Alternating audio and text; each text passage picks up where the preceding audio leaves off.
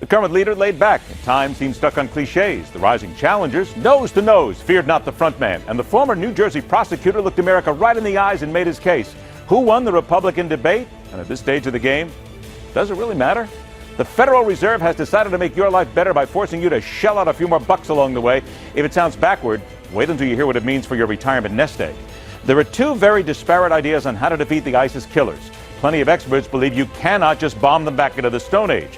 Republican presidential hopeful Mike Huckabee digs into that idea and how Muslims should be happy with what America is doing. Time to take that lightsaber out of its holster and deal with the hands-down winner of the Galactically Stupid Media Award for 2016. Telling it like it is, of course. Hop into your T-38, let's go bullseye some womp rats. Or politicians, whichever comes first. I'm Ed Berliner. This is The Hardline for Wednesday, December 16th, 2015.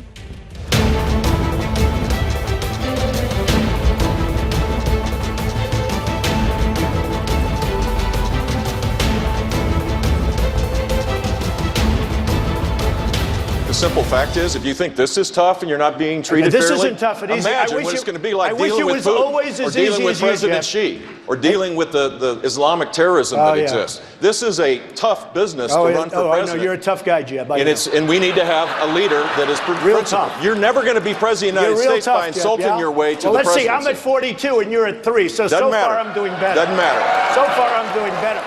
The final GOP debate of 2015 had to be a turning point for more than one of the candidates. Looking at the lead being enjoyed by the bombastic frontman, some had to throw caution to the desert winds and go on the attack. However, those attacks did not come where and when expected. The cliches, fast and furious, and the political Grinch is about to leave some please find a new line of work coal in a few stockings.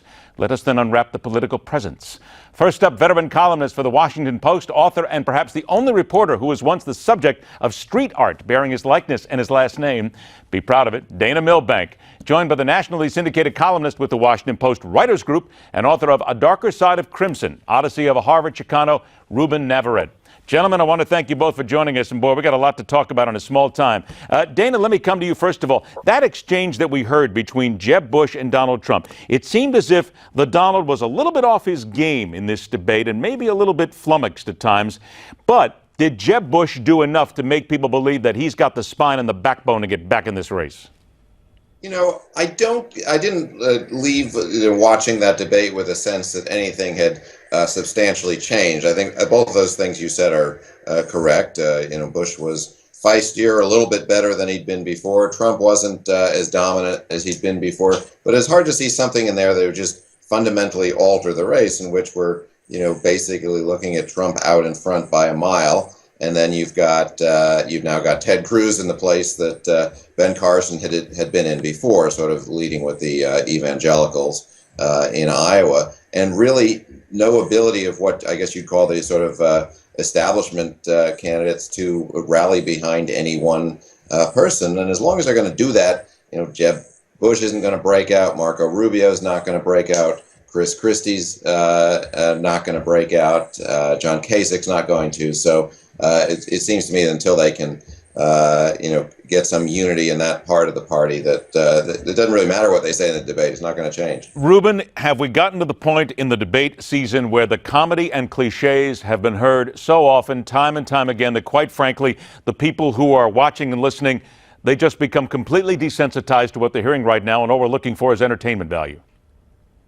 I think you're right to the point that we've heard these jabs at each other before. People are getting tired of it, and it's become predictable in terms of that aspect of it. I think that some unexpected, unpredictable things occurred last night. One was, what does it say about the fact that Rubio was in third place behind Cruz and Trump, but everybody acted like he was the one with the football?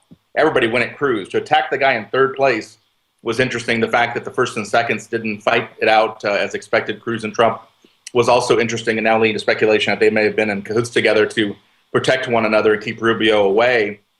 And then lastly, the fact that Rubio and Cruz really, I think, dominated some of the most interesting portions of the debate, were Cruz and Rubio going at it. And we learned a difference. Here you have two very well-spoken lawyers, Cuban-Americans, young, future of the party types, but they are different in the way that they communicate. Rubio was very good on his feet. Ted seemed a lot more careful and a lot more interested in avoiding questions and answering them. So let me see if I can stop you right there for a second, because you're right on top of where I wanted to go. Now, you have the two of them, both with family ties to Cuba. Everybody was expecting this. Senator Rubio believes they also share Similar ideas about immigration. Senator Cruz disagreed. Here's what they had to say. As far as Ted's record, I'm always puzzled by his attack on this issue. Ted, you support legalizing people who are in this country illegally. Ted Cruz supported a 500% increase in the number of H-1B visas, the guest workers that are allowed into this country, and Ted supports doubling the number of green cards. I understand that Marco wants to raise confusion. It is not accurate what he just said, that I supported legalization. Indeed, I led the fight against his legalization and amnesty bill. There's a lot of people talking about what was said, what wasn't said, where the truth is, where the truth may not be. It gets a little fuzzy in here. But Ruben, between these two, going after that key Latino vote, who won? Well, Rubio won, and Rubio's telling the truth there. Cruz, I've known Ted for 15 years, long before anybody had ever heard his name. He was back working for the Bush administration. He supported immigration reform at that time. He has in the past supported vocally legal immigration, opposing people like Jeff Sessions, a member of his own party, a senator from Alabama, that wants to limit legal immigration as well. And as Rubio points out, he's also gone to bat for high-skilled workers to bring in more of them. And lastly, every time you try to pin Ted down on this, he'll say something like, once the border's secure, I'm going to have the conversation about what to do with the 11 million. He's not issued Sherman-esque, never going to happen, I'm never going to support legal status for undocumented immigrants. He's never said that. As I said, he's a good lawyer. He's good at avoiding his past and avoiding some questions, but I think Rubio got the better of him. Well, let's talk about Donald Trump here. Dana, to you. Donald Trump, and this is something that came out, it was really one of those small moments, but I think when he started talking about the internet and terrorists, it caught a lot of people's attention. Now he said he wants to limit the access to the internet. Here's exactly what the Donald said. I would certainly be open to closing areas where we are at war with somebody. I sure as hell don't want to let people that want to kill us and kill our nation use our internet. Yes, sir, I am. All right, Dana, two parts to this. Did he score on that one or did he miss the point? And then let's also talk about the second thing with the Donald when he said, don't worry, I'm going to run as a Republican. And I'm already hearing from people saying, yes, until something else happens down the road and you decide you want to change your mind again. Go for it. Yeah, I don't think, you can't take those promises to the bank. That's why I thought the whole agreement he had with Reince Priebus early on is silly. He'll do whatever he wants to do, depending on what his arrangement is, at convention time. Look, it depends on what audience you're talking about. Certainly he's not going to score with the libertarians in the party talking about shutting down parts of the internet. It didn't seem like he had a specific plan in mind, which is often the case with Trump, who's just sort of throwing some notion out there. So, the same people who are going to find it appealing when he talks about banning Muslims from entering the United States or putting them on a registry are obviously going to have no problem with him, shutting down parts of the internet. I mean, all of these actions in their own ways go contrary, if not to the letter of the Constitution, and certainly the spirit of our way of life. And they're certainly non-starters in terms of actual policies. But for the people who like Donald Trump, yeah, that's going to be just another reason to like him. All right. Now, here's something else, Dana, and I had somebody say this to me this morning. They said, Donald Trump's run out of material, at least original material, because of what they saw last night and the way he did appear to be a little hesitant at times. Do you think that's true, or are we still going to get a lot more material from the Donald? We haven't even scratched the surface yet. Well, a lot of people, and including myself, have been wrong in saying, well, I think he's peaked.